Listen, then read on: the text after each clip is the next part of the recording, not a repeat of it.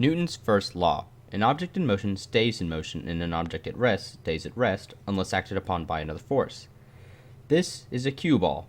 Is a cue ball in motion or at rest? It's at rest. That's right, it's at rest.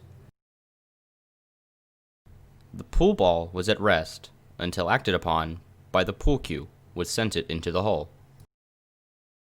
Newton's second law. Force equals mass times acceleration. The acceleration of an object as produced by a net force is directly proportional to the magnitude of the net force, in the same direction as the net force, and inversely proportional to the mass of the object.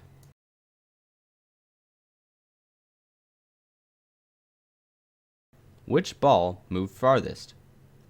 The tennis ball or the cue ball? The tennis ball. That's right, the tennis ball. The tennis ball moved farther because it has less mass than the cue ball. Newton's third law. For every action, there is an equal and opposite reaction.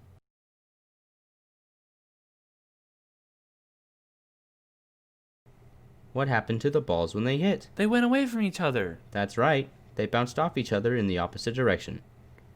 When the 8-ball and the cue ball collided with each other with an equal amount of force, they both went in opposite directions of each other. Law of conservation of momentum. The collision of two objects in an isolated system. The total momentum of the two objects before the collision is equal to that after the collision.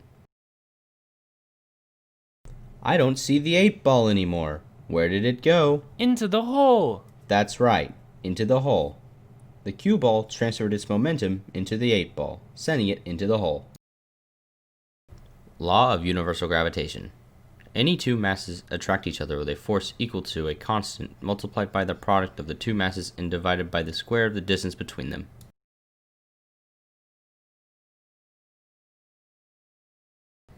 Which way did the ball move? Up or down? Down. That's right, it moved down. The gravitational pull of the Earth pulled the tennis ball downwards toward the table.